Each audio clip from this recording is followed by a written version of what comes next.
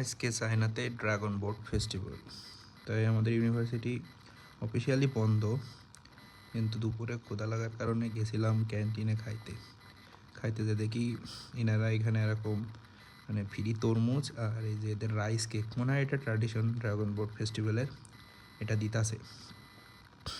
প্রথমে নিই নাই, না নিয়ে প্রথমে আমি আমার মতো খাবার কিনছিলাম, একটা রোল আর একটা কী বলে জানি না, চাইনিজ একটা রুটির ভিতরে মুরগির মাংস দেওয়া থাকে, এইটা একটা পানি, এগুলো কিনে নিয়ে খাইতে বসছি। তখন কিছুক্ষণ পরে মনে হলো দেখছি সবাই নিতাছে, আমিও দেখলাম যে নিয়ে আসি একটা, নিয়ে এসে কেমন লাগে একটু ট্রাই করে দেখি, এই জন্য নিয়ে আসলাম। কিন্তু আমি যখন গেছিলাম তখন তরমুজটা শেষ হয়ে গেছিলো।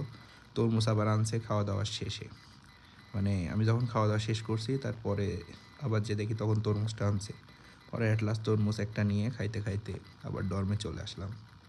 এইটাই ছিল আজকের।